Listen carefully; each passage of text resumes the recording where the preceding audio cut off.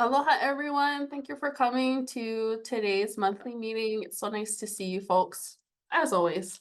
To open our meeting, we will open with Oli Pale. Is there any brave soul that would like to lead our Oli this morning? And it really is super easy. All you have to do is say Oli Pale. And that's it. That's all you have to say. And we all just follow along. Aole? Okay. I'll guess I'll do it again. But I hope you folks are able to lead this on your own as a cohort, especially in time for Kihei ceremony. But I will be there to kako you folks. Okay. Okay. Pali ke kua mahina ke alo. Oli pale makakao. E ke akua o kalani me ka honua. Iluna I lalo ko umanae. Ke huli akula, ke huli maila, I o ia ne I ko aloha e. Mai uka ke kai, e ho o pili mai, aloha no, aloha la e. How are you feeling, mai kai? I mean, that was great if I do say so myself. My kai. So when you have the time, practice when you can, practice in your car, practice when you're washing dishes. Those are my two main areas where I try to remember oli or mele. It really isn't too rigorous of a mele. I do have the recording and lyrics up on Lima, and I can also reshare that with the cohort too. So just let me know.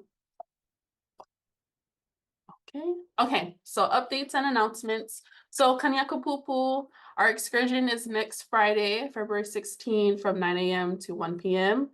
We will be meeting at the watershed right across from the trail, which is on the Old Pali Road. Carpooling is recommended, so please come safely. If you're able to come together in one car, that's even better because parking can be very limited.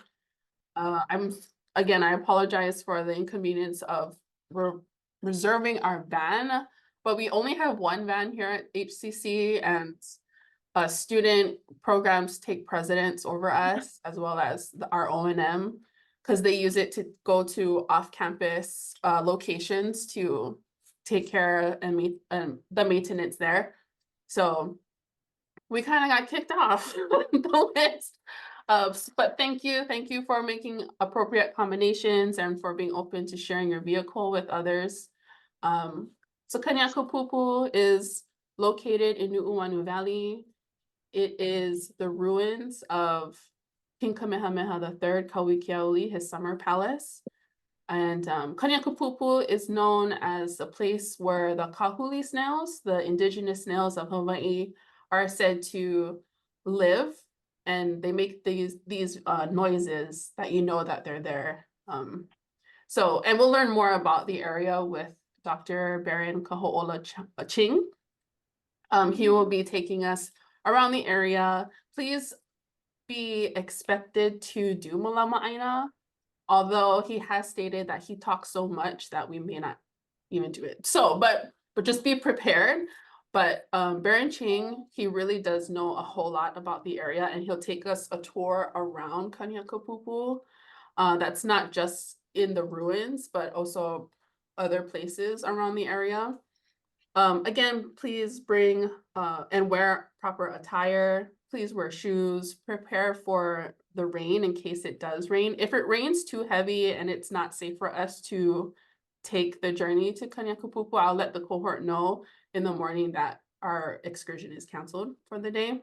Please, anything you bring with us, take back with you as well. He doesn't want anything left there or forgotten there. Trash, I will bring a trash bag. We will have lunch delivered to us at the trail. And then also please bring a bottle of water. I will have a cooler of water with us, but I will not bring it on the trail with us. So if you need to refill your water, please do so before we leave. And that's about it. I will send more details in the email after our meeting today. But if you do have any questions or concerns, feel free to let me know. And yeah, any questions so far about Kanyakapupu? Aloha Kehao, Jason, Joey, nice to see you guys. For selfish reasons, I hope it gets canceled. Wow. I'm gonna be on vacation and I can't go. I'm leaving on Thursday. Oh. And I so wanted to go to this. I hope it gets Oh. postponed. Postponed. So you want it to rain. Okay, thank you. Yeah. I love Kanyakapupu. It is such a special place. For those of you who may have gone, you might feel the same way. For those who haven't, it's truly like such a location that's stopped in time. Like you just see Yes. the 1800s of Hawaii there.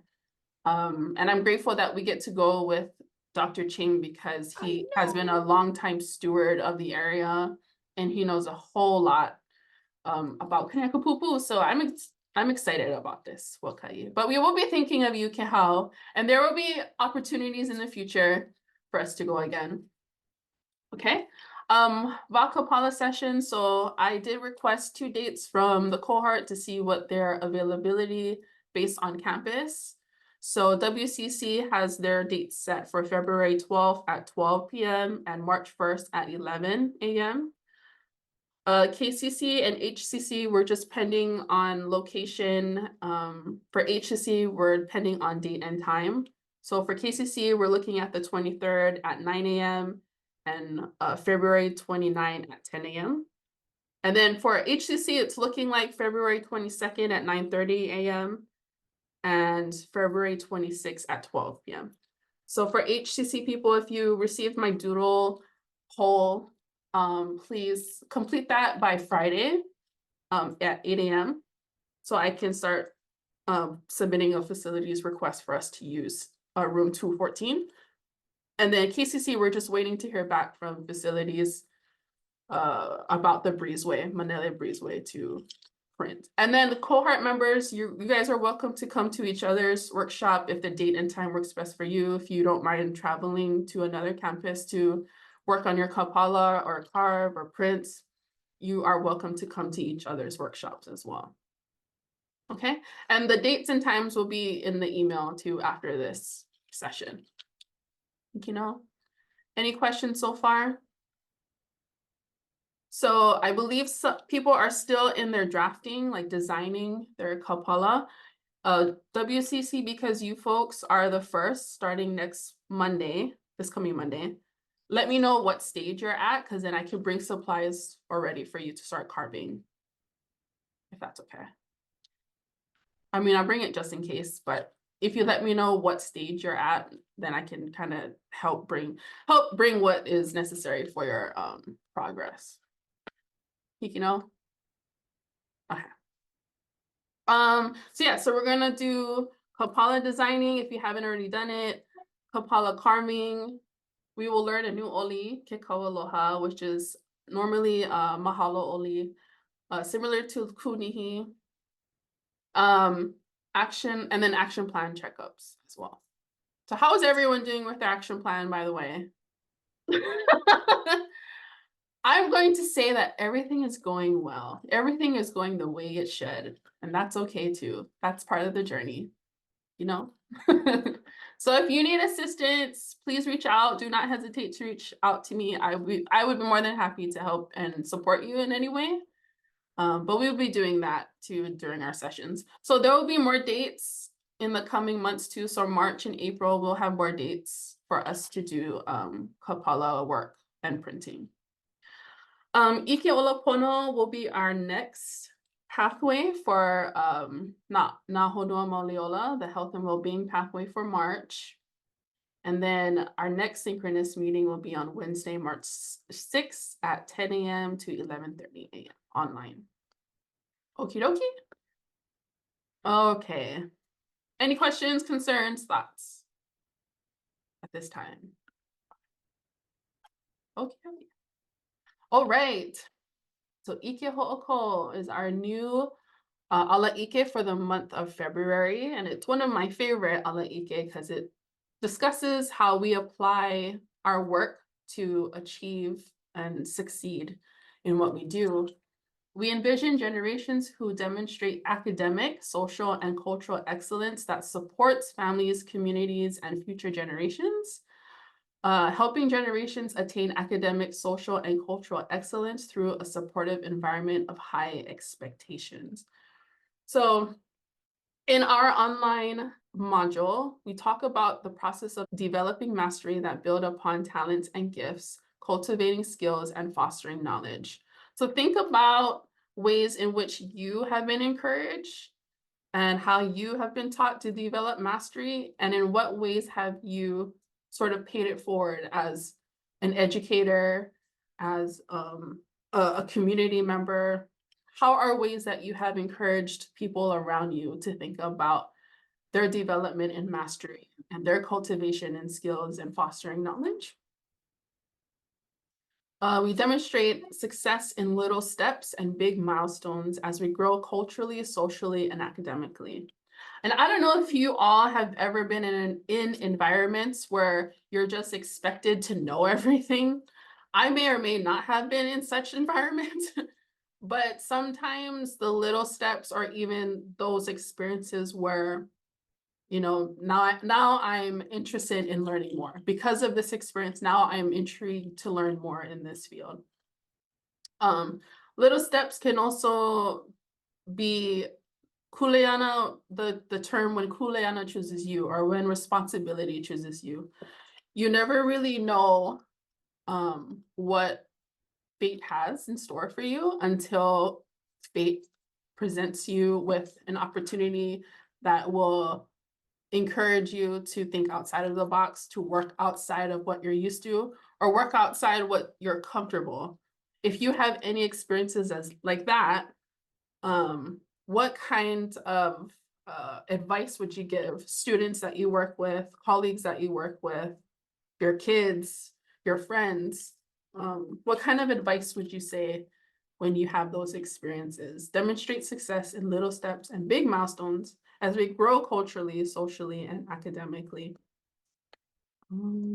Okay. And then lastly, embrace a sense of belonging and instill a sense of responsibility so that we are confident and resilient in our learning.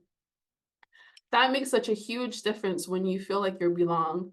And when you feel like you belong, you feel more encouraged to want to learn in such a positive and working environment.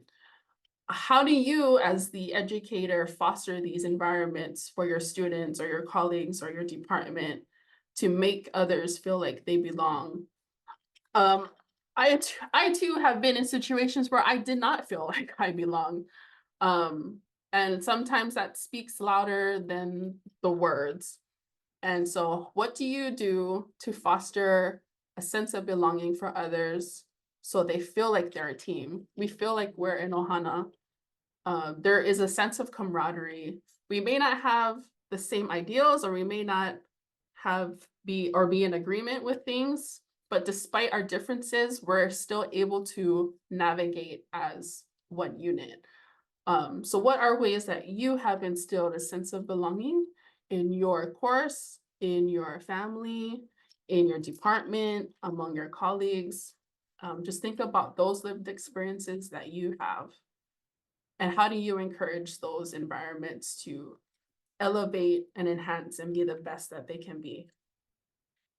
Okay. Does that make sense with everyone? Okay. Thank you.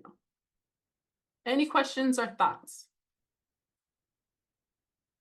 So today's meeting will definitely be a lot more group activity. And I'm sorry, I appreciate everyone's grace. I'm not that tech savvy to change groups, so everyone will be in the same group today.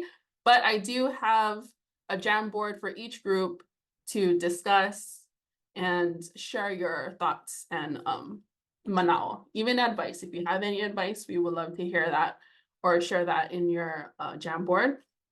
And remember that this is a safe space, no judging, ke olu olu. And also things that are discussed in our meeting today stays confidential. So our ala ike for this month, we look at Mary Kavena Pukui as our example, and she is by far the best example of applied achievement as far as a figure in the Hawaiian community. We learned a lot about her in the module. So Mary Kavena Pukui was born on April 20th, 1895 in Kau, Hawaii Island. She was raised by her grandparents who were experts in hula and la'au. It was common back then that keiki or new keiki born to the ohana, they were hanai, or they were adopted or taken care of by their grandparents to ensure that the knowledge of the previous generation would perpetuate with the younger generation to come. She developed an interest in collecting and translating Hawaiian antiquities. She contributed to and authored over 50 scholarly titles and composed nearly 100 songs. She earned 34 awards and recognitions for her work and has mentored her own proteges like Namaka Wiggin Pukui, who was her daughter. She has since passed away. Francis Fraser, who authored Kalua Iko'olau. She interviewed the wife of Kalua Iko'olau and wrote the book about his life. And Lynette Paglinawan, who is still with us to this day, and she is a practitioner of Ho'oponopono or reconciliation.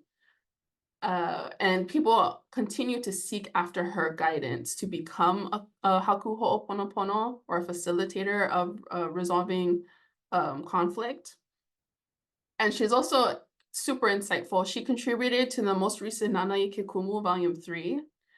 And we're still very lucky to have Auntie Lynette Paglinawan in our life today.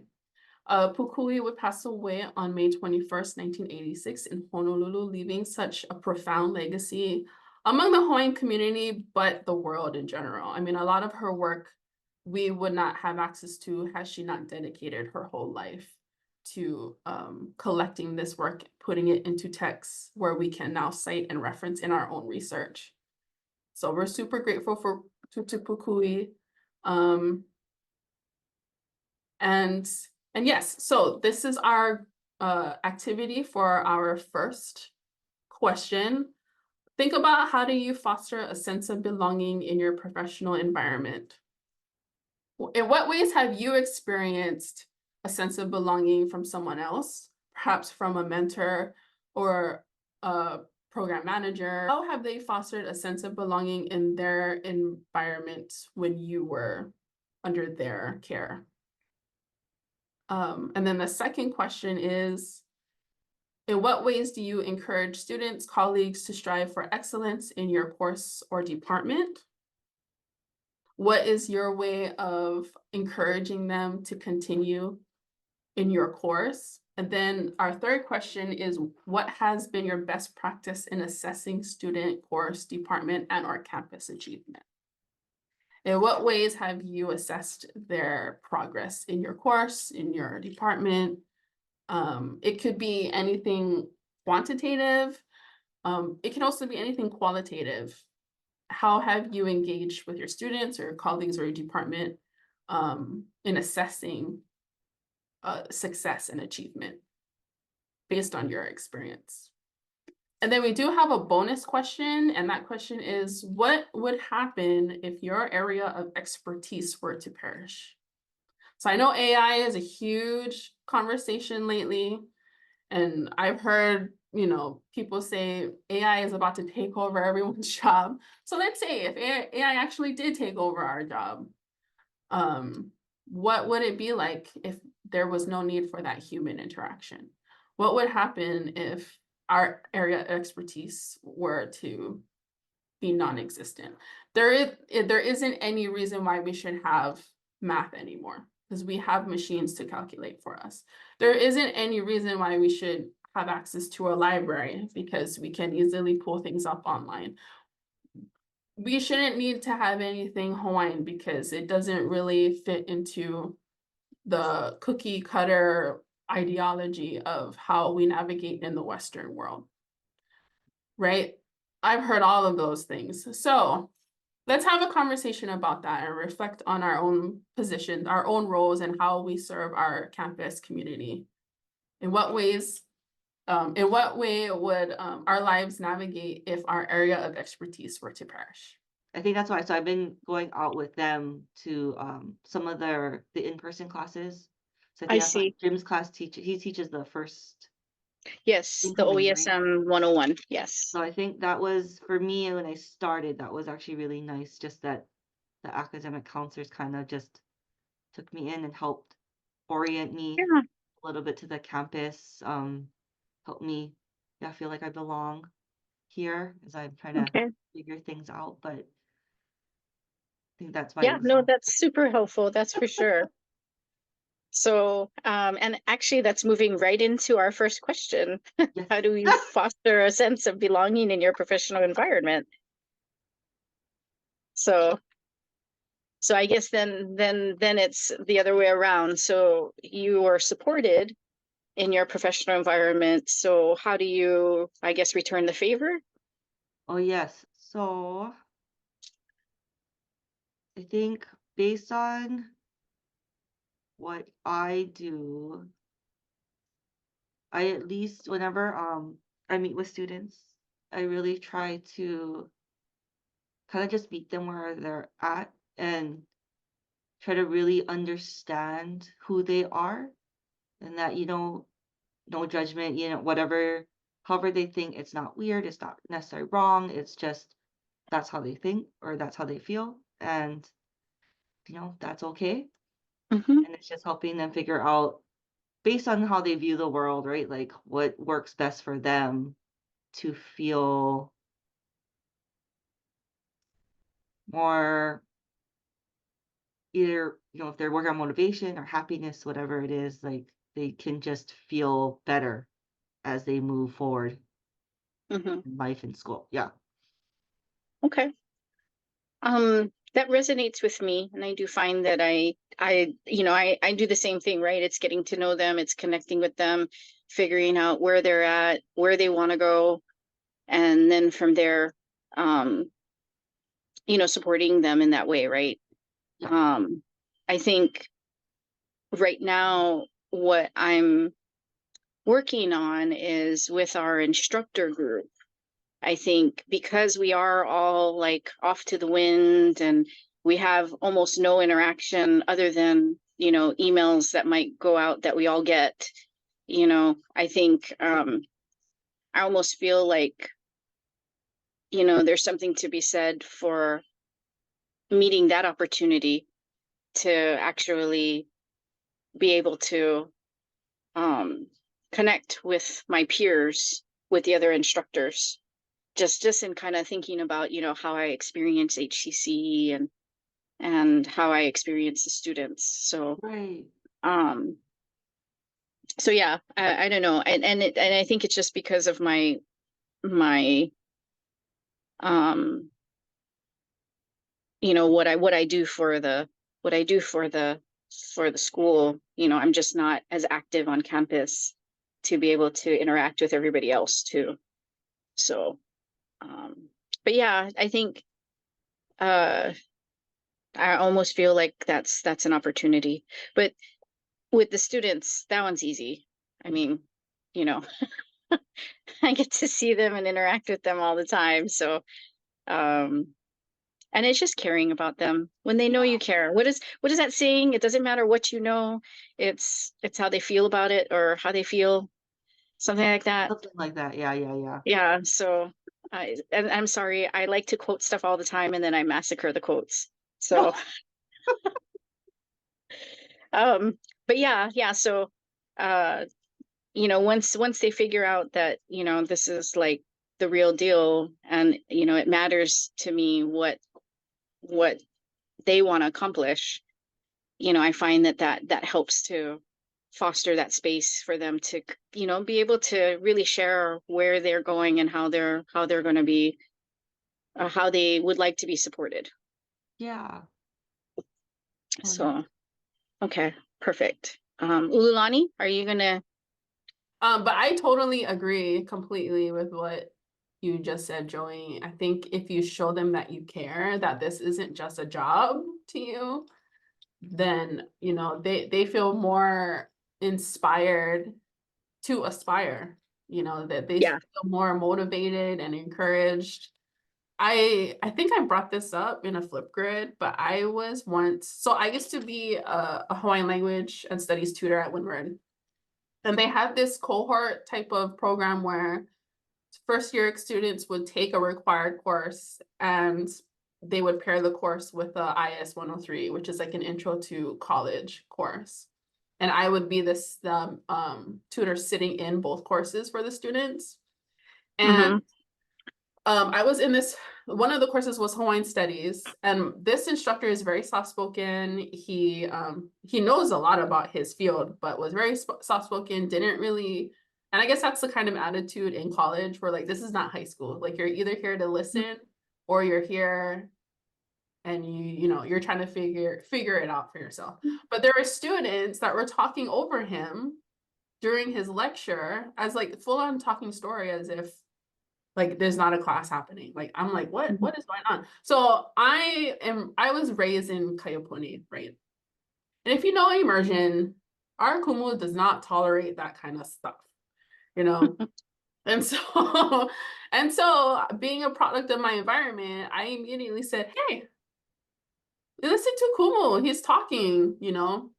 And the instructor for the IS course, she was in there too, sitting in. And she actually spoke to me after that course, saying like, you know, I didn't really appreciate that you scolded those students, because at the end of the day, whether they're listening to the lecture or not, we still get paid. And I was like, okay, that's true, but you know, they're disturbing other students in the course who are trying to learn. Like if that's their choice not to learn, then it disturbs everyone else who wants to be there and wants to learn from our kumu. But I just felt that really resonated with me, and obviously has stuck with me, because there are people who think that their job is just the job, right? That they're just here to get the paycheck. And it's just another 9 to 5 to them. And I feel like that can be evident when our students sees that this instructor is just here to do their job. They don't really care if I succeed or not, because they still get paid. Like that's the message I felt like she was trying to say. Well, it's funny that you mentioned that, because last night I actually told the students, I was like, you know, I'm paid to be here till 7:50, and I want to make sure that you get the best and the most out of your tuition and being here. So I get you want to go home, but at the same time, am I doing a service to you by not doing everything that I'm supposed to do for your class? And Absolutely. they settled down after that. But I don't know. I mean, at this point, it's their agency, right? They choose to be there. Yeah. Right. Yeah. You know, but yeah, I just feel like when the environment doesn't feel welcoming, like you said, and then it's also like there isn't like this shared understanding that we're here to learn and we're here to engage. We're not here to hook up. We can make friends, but we can make friends outside of the class, right? Or, you know, like like there are times and places to talk story, and then there are times when, okay, we are on this ball together trying to get an A in this class. Let's try to focus, you know. And so, but then it also makes a difference when the authority in the class has that understanding to like they are on this journey, and it's my role to ensure that they receive the best quality, like you said, Joey, no matter how long or how late it is or how early it will be too. Because I used to have my tutoring sessions before that class, and that class would be like at 8:30. So my sessions would be at like 7. Yes. Yes. And so, you know, and they would show up, and then they wouldn't show up, and then they'd show up, because it's early for sure, but you know, it's part of their learning experience. But yeah, fostering a sense of belonging is ensuring that they feel belonged. But I've also been in like meetings where people like we're in one department, but people have their silos, even in the department. Mm. And we'll be in these meetings where we're supposed to collaborate, but they only delegate certain roles to the people in the silo. You know, like that doesn't foster a sense of belonging, not to me, Mhm. you know. Like I've had Yeah, that. I know. When I first started with HCC, I had volunteered to be a program lead because our program lead had retired, and they were in the process of opening the position to hire and everything. It was just before COVID happened, and so it was really funny because I came in thinking that I would be coached and mentored how to do the position while I was on temporary assignment. And I found that I was very alone. And I think a lot of it was because I wasn't on campus. So, I wasn't around necessarily because I was still, I was still classified a lecturer. Mm, Um, I didn't have, I didn't have the authority of the program coordinator, nor did I have the hours and all that stuff of the program coordinator. So it was very challenging. And at the end of the day, I ended up stepping down because I just felt, I wasn't in alignment and I didn't feel supported. So, and thank goodness Jim stepped up. He's, he has a good relationship because he's been with the program. He's been around the program for so long that everybody knows him, and he has a better grasp on, how everything was, how everything needs to be. So it was a great learning experience. I value it, but at the same time, you know, um, I did not belong. mm. I So totally commend you for that, Julie, because I know of people who would keep the role for the title, yeah, without any like understanding of, you know, I need my team behind me, and and I'm so sorry that they weren't at the time, and or there wasn't anyone to step up to help mentor you, at least in your new role. But at least I commend you because you were aware and it was in best service for your department or for your program that you chose to step down. Like I have so much respect for you and for people that do that, because I know so many people that would just keep it for the title. So yeah. love that for Thank you, you. Joey. Thank you. That is such a great lesson to learn for real. I mean that is so, like, things like that may not mean a lot to people, but that means a lot to me when I hear Yeah. stories like that and experiences like that. Well, and that's I think the way I looked at it, because I was disappointed. I really wanted to, have that role. However, at the end of the day, it wasn't serving the department the way that the way that somebody who was aligned with and everybody accepted as the lead, because I see things run more smoothly now. And then my peace of mind is better too, because I'm not always fighting stuff. Right. So it was two-pronged as far as, um, you know, as far as it was a win-win for me and I think the program. So, because now they have somebody who, um, you know, they can get along better with.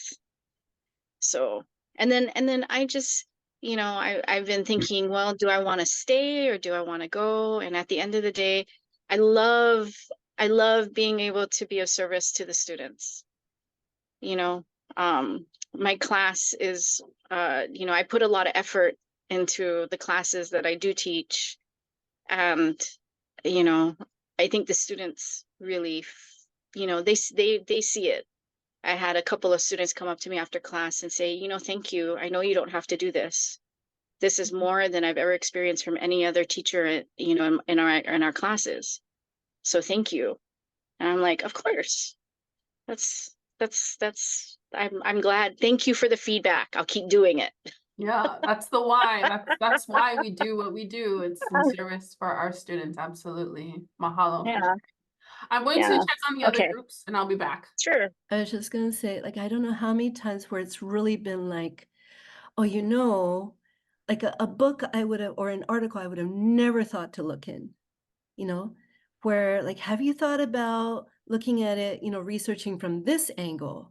Or, actually, there's this one magazine that might, have an interesting perspective of it. Like, I don't know how many times I've been saved by librarians who just know the material so much better than I ever would, to be able to say, you know, just really completely opened it up for me when I was stuck. And I'm sorry, but Google search is not going to do that for me. It's just not capable of that type of complex thinking that includes empathy, because you have to be able to understand what a person is looking for, you know, to be able to provide that kind of advice, which is also kind of how I feel about counseling. Actually, sorry, Lonnie, I don't mean to take up your time.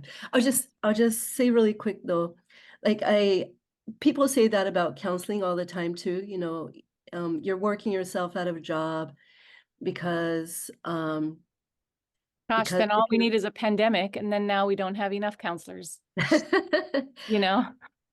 well, so my point is AI is different, but if the question is, what if our profession were to perish? Because all human beings are functioning and communicating and healthy and interacting in positive ways with each other, I think that would be world peace right there. Like if humanity did not need counselors and we were all functioning well with each other without the need of professional counselors, I think that would be spectacular. I just don't think that's going to happen. Yeah. It's like, that's a great way to kind of flip the question. But if your expertise were to perish, I feel like that's a negative connotation versus we didn't need your expertise because we now had world peace. That would be amazing. I like the way you look at that. And then maybe we would lose the authenticity of being in person for some of these things that we're learning, like like culture. I don't know if it was just online, it just wouldn't work, right? We have to be present in person for these field trips and experiences. Authentic. Definitely. Yeah, so we would lose authentic experiences. I mean, if nothing else, like at least for my profession, being math teachers, I think we just the very least we lose one option of modus operandi, right, for people to learn math. If you just take away the in-person human lecturers. I mean, it's not that there aren't other ways people can still learn math, it's just one less way. So unfortunately for those, I think there's people who learn best with an in-person human classroom experience that would just create a barrier for them to succeed at their math goals, I suppose. I wouldn't say that we are the most hated. What it is it depends on how we show up and how we influence people, how we talk to them, how we interact with them. That's what's going to actually make it you're a cop, or you're a cop, or you're someone to be a resource. Oh, I like that. Oh, Right. It's the way you Right. position yourself, right? Because if you scold people and you Yes. say, you're doing this wrong, fix it, or you're going to get into trouble, or you're going to get into trouble because you're not doing what it is, automatically people are going to say, I hate that person.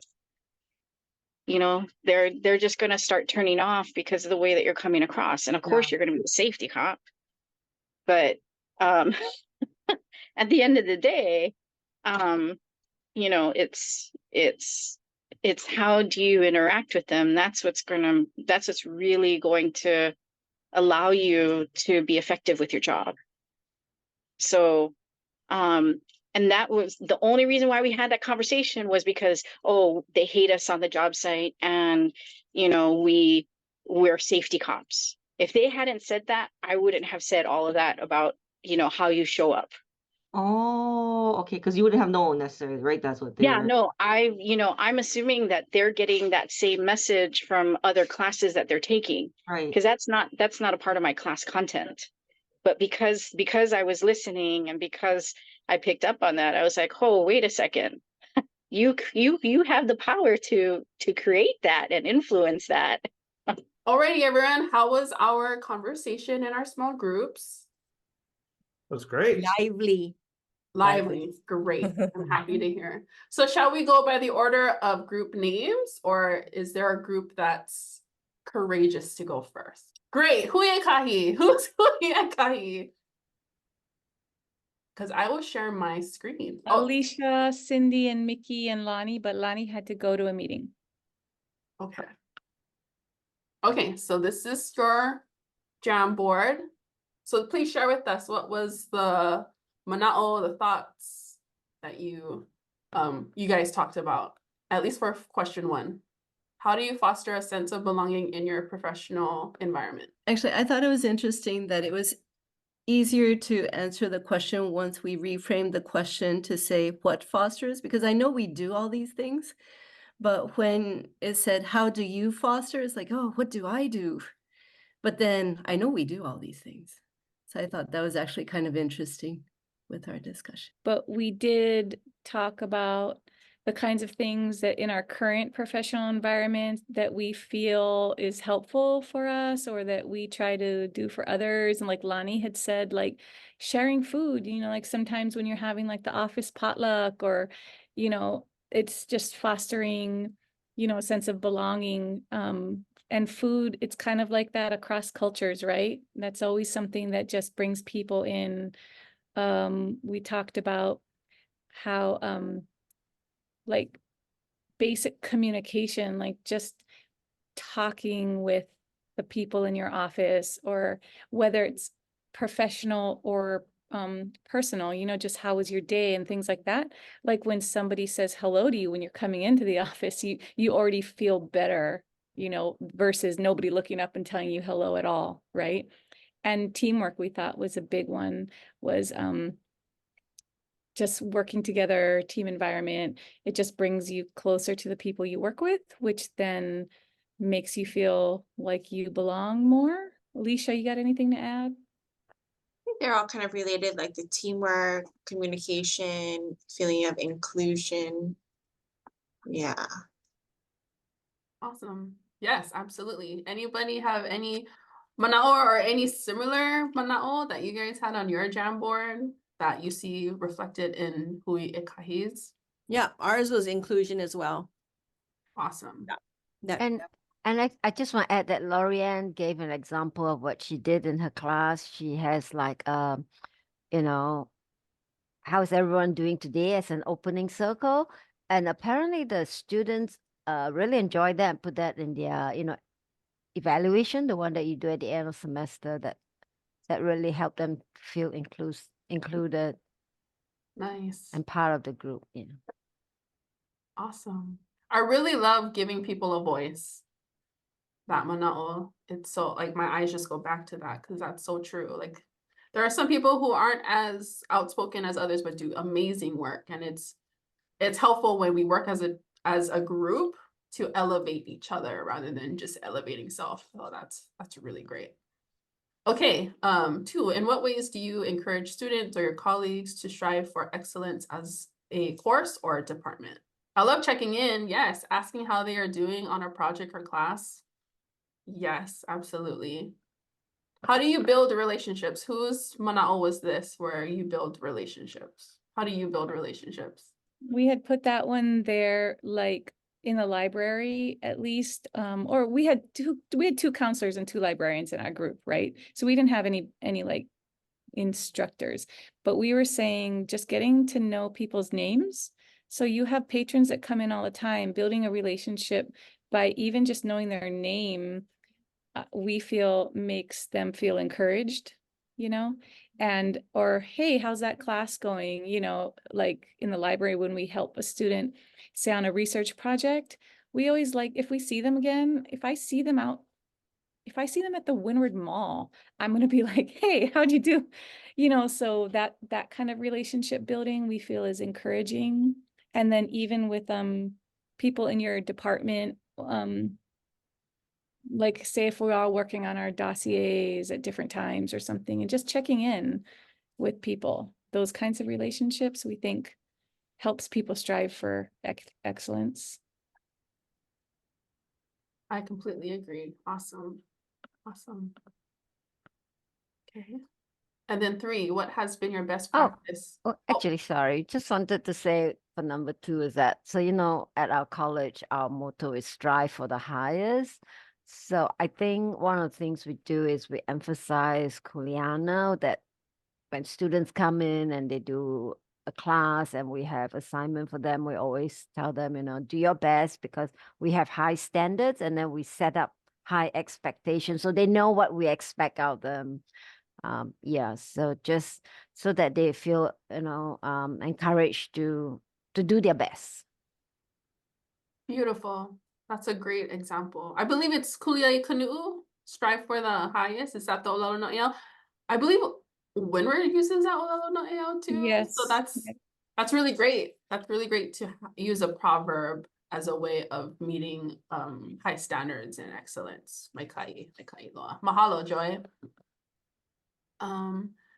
Number 3, what has been your best practice in assessing student, course, department, and/or campus achievement?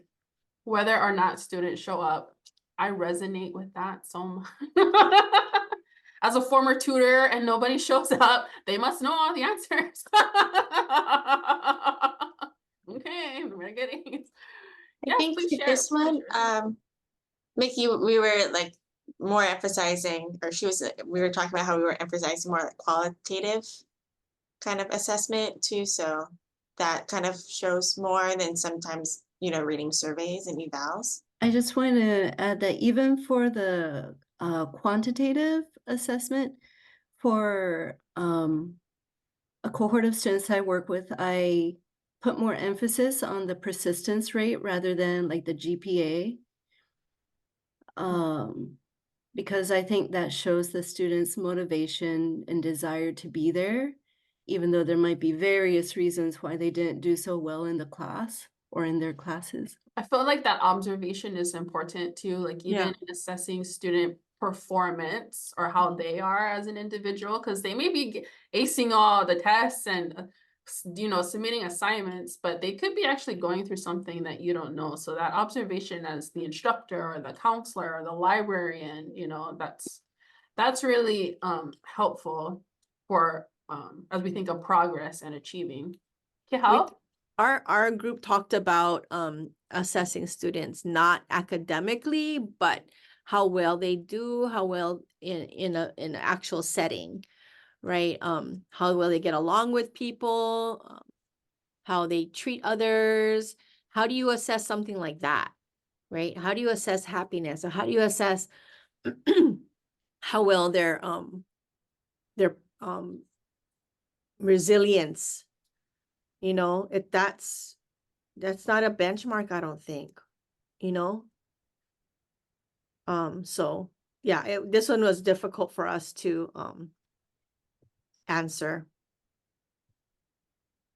So I don't know if other schools do this, but every semester we have convocation, and that's when we see all the data, right?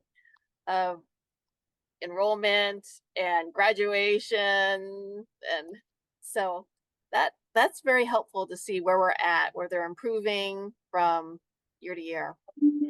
And then 4, what would happen if your area of expertise were to perish? Social infrastructure, absolutely. The loss of human connection, totally. Gaps in literacy and information. The gaps period would widen, right? We're trying to bring equity to underserved people. But if any of our positions were to perish, the gaps would just, right? It would get wide again. Yeah, especially since we are all in education institutions, and we already saw it with the lockdown and what happened to, say, like elementary, middle school, high school students at the beginning of the pandemic, right? The gap became so wide, everybody forgot how to do math. Nobody was Mhm. Nobody was able to keep up, and so Yeah. unfortunately, I feel like that would just happen again. Mhm. And for a longer period of time, not just for the one time of the lockdown and with COVID. Yeah, absolutely. Okay, any final manao from Hui Ekahi? Mahalo, great job and fantastic answers. I couldn't agree more. Um, and I'm appreciating more the roles that you folks do and everyone in this cohort in service to our campus community and our students. Hui Elua, that is group 2. That's Kehao, that's you guys, yeah? No. Oh, wait. I thought we were at Kolu. No, we're Ilua. Oh, we're Ilua. Okay. Yeah. Yeah, that's So, us. yeah. How have you folks fostered a sense of belonging? So Joy shared Lori Ann's connection, how she connects with students in her course. Is there anything, Kehao or Joy, that you do? Just inclusion. I mentioned it when Ikolu, Ikahi shared. Lori does that opening circle with every class. We shared that as well. Providing personalized support. I really like that. There isn't just the cookie cutter way of offering support. You personalize it based on, and that's you getting to know your students individually and as a class, and that's commendable for sure. I feel like that's something community colleges in general do, because our classes are way smaller, we're more personable. We do provide personalized support and services to individual students versus the cookie cutter class at the 4 years with 300 something students in there doing, stadium seating, and the instructor doesn't even know who you are, right? You're just a number. So I feel like community colleges are way more efficient and effective in that area. Agree. In what ways do you encourage your students to strive for excellence? Or course and department? Set up Taking expectations. responsibility, accountability, setting up expectations, and what was Growth mindset is kind of big yeah at a community college. yeah Yeah, I was telling them that at almost every class I teach, it comes up that students are like super concerned about grades and failures is super hard. And I talk a lot about, so that's when I do my little growth mindset thing. And we talk about like how like making mistakes is essential towards excellence, and towards what we're trying to be better, I guess, and to be the best we can be, is that we're just always got to make mistakes and learn from them. So that's the growth mindset thing. Awesome. That's beautifully said. I absolutely agree. And as somebody who's like, for myself, I was the type of student where I could not get below a C. The C is passing, but the below a C, oh my God, I gotta take this class again. Like the stress of that, I just get PTSD thinking about it. But it's so true. Like, so why is the grade? And what can I do to get my grade higher? How can I communicate with my instructors so they could better serve me? I know it's a lot of intrusiveness on the student too, to have that reciprocal relationship that you're trying to cultivate in your course too. Absolutely. And then 3, what has been your best practice in assessing student course department and or campus achievement? How do we measure happiness? Polole, how is that measured? I mean, it's more qualitative, I would say, based on Hui Ekahi's observations too. How do you measure? Oh yeah. I think that measuring happiness is definitely a holistic approach to assessing for sure. I mean, if you see your student engaging in a positive way on your curriculum or in your lectures, that's evident, right? That your student is enjoying your course. Is that always easy to assess quantitatively? That's the question. It's very difficult. Lorianne?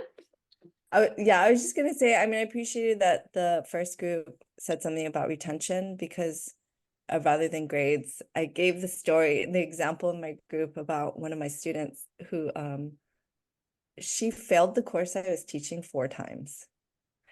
And yeah, her GPA was not great. And she was on probation for a while, and then finally when she heard that I was teaching the course, she came back to school and she took it with me. And she was terrible at turning in assignments. So it's like, I think if you're using that measure, it's really hard. But she was super engaged during the course. She understood a lot of the content based on a lot of her responses. And she came up with great ideas, but she just like had this difficulty submitting assignments. And so I did a lot of follow-up with her.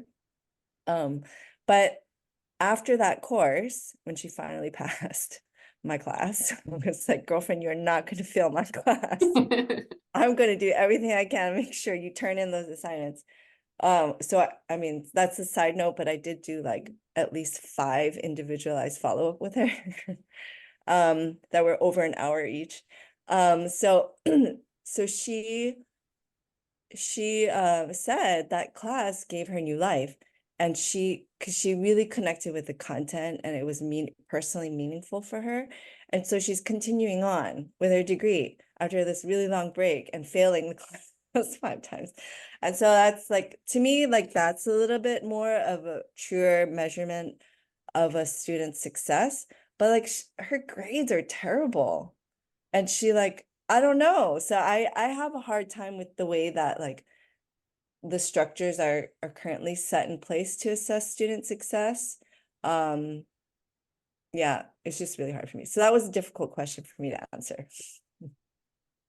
Thank you, Lorianne, for sharing that story. I mean, you just imagine how other students, I mean, I'm sure she's not just the only one. Just think of other students who understand the content, enjoy the content, but when it comes to the submissions and keeping up with assignments, that's the part where they get difficult, right? It may be overload for them, but in person, while they're actively, working on things in your class, they truly enjoy the content that you're teaching them. I saw our hand raised. Mickey, was that you? Mickey Critchfield?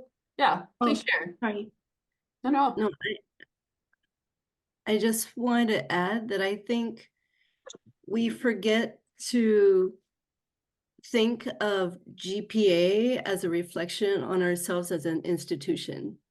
Like if the way that we have our semesters set up and our courses set up is making it impossible. I'm not that student. She just needed to learn skills on how to turn in assignments. But when we have students who, their mom got sick, they're in the hospital, so they missed the midterm exam, failed the class, or they had to, fly back home because of funerals, and funeral in their culture takes a month, failed the class. Like we're not offering higher education in a way that will allow our students to succeed. So, when the students fail the class, it's like, is it really the students, or is it because we're not offering our classes and services in a way that actually meets our students' needs? And I think sometimes we forget that GPA is a reflection on us too. I really like that, what you said, Mickey. That is really relevant, and it really displays how a Western system navigates a very cultural perspective of our people, our oceanic cousins in Hawaii. I mean, that's so true. Systems like that don't often consider those types of perspectives and understanding. So thank you for bringing that point up. I know we have a few minutes left, so we're going to combine everyone's response, all groups. What would happen if your area of expertise were to perish? Everyone, please share. Groups 4 and 5, feel free to share too. What would happen if your area of expertise were to perish? I see children and families are screwed. Yes, yes. But why would they be screwed though? I don't know, early childhood education is all about children and families. So if we cease to exist, I don't know. Yeah, I just don't think that a robot can teach children or work with children or I mean, that's part of what we talk about, right? It's not just all about content knowledge. A lot of what, and this is actually especially pertinent in 0 to 3, where people are like, what do you teach children at that age? The teaching is about relationships, and it's about teaching them that they are connected to people and connected to caregivers and that there's safety in their world. And so I think that is actually a lot of the learning that is happening, is that there are safe people that you can go to who will care for you. And that's actually that's kind of like, I don't know, you can't really take the human out of that. Agree totally. Mahalo for sharing. Jody's group, what did you all say for what would happen if your area of expertise were to perish? Your group 3. There we are. Yeah. So the community wouldn't grow as a whole. We'd be more isolated, more socially inadequate, and pretty much it was just surviving on basic instincts. You're trying to figure everything out, right? Because things were not passed down to you, so you're just trying to survive, right? Getting the basics. Agree. Jason, you have any Oh, input? go ahead. I mean, for me personally, as a math teacher, you know, I know like some students do a lot better with, you know, in-person, you know, classroom settings. Other people might actually do better with like an online, you know, kind of thing like that. You know, if math teaching got replaced by an AI and it was just one, all right, here's the one approach that every single student's going to get, that would be terrible. You know, but if it was a personalized AI, that might actually be beneficial for a lot of students. But you know, it would definitely, if you eliminated in-person classroom, at the very least, that's one fewer options, right? And there are people who are going to thrive in that setting that are now not going to thrive because that one option's been taken from them. So that would be, I guess, the most benign result I can imagine. You know, the worst would be complete collapse of society, dogs and cats living together, you know, it's just pandemonium. Yeah, absolutely. Thank you for sharing. I agree with this one comment you guys made, no growth in the community. I mean, totally. How do we grow as human beings if we don't engage with one another? Especially when we are the experts in the field of our study and we have the privilege, the kuleana, to share that with each other, and the opportunity to not have that, our community will suffer. Absolutely. I agree. The last minute, I know it's 11:30, but Joey and Mickey, Takushi, do you guys have any thoughts you'd like to share for the last question? What would happen if your area of expertise were to perish? Well, I was being a little dramatic there, but you know, the profession that we help to prepare people for legitimately has the power to save lives. So, you know, if our program were to disappear, or even safety professionals were to just disappear, I would imagine that there would actually be more injuries, more deaths resulting in the workplace from it, because we kind of hold the line on a lot of that stuff to make sure that people are kept safe in the workplace. Yeah, that's not dramatic at all, Joey. That is serious. And that is very important. So yes, thank you. Thank you for all your work for our community and the students in your field who are training to save our lives. Thank you very much. Mickey, Takushi? Oh, I think kind of it was brought up earlier, you know, like that social connection. I think for me, you know, therapy's kind of moved into that space, so it is a little bit, but I think there is something to say when you're sitting face to face with someone, you know, you miss being able to, there's a different kind of connection that I think people need and helps with the healing or helps with their growth, you know, that would be lost if things were just to, you know, be lost to AI or something. Agree, totally. And we would be seeing you more often as our mental health counselor. I need a human connection. Yes, totally. But this is also like in a sense where like where AI is not even an option. Like there is just no reason why our fields of study would exist. Then therefore we would cease to exist because what else for would we be here on Earth and our kuleana to serve our community in what we do? So to each of you, thank you so much for participating in this conversation, and for your vulnerability as always, and for sharing your mana'o as experts in your field. I mean, again, this engagement makes me appreciate each and every person here and the work that you do. And I hope you guys feel the same way too for each other. And it's a huge privilege for me to know you folks in and outside of campus. And the reason why I posed number 4 to everyone is because that's the question that Mary Kavena Pukui questions too. Like, if this Hawaiian culture and antiquities were to perish, what for or who we are as Hawaiian people, what relevance does that make us? You know, we would just assimilate to the American culture, the American ideology. And no offense to American ideology, but what for? We have our own culture. We have our own understanding and perspective of the world. So she made it her life's work to ensure that that access was given to all of us for generations to come.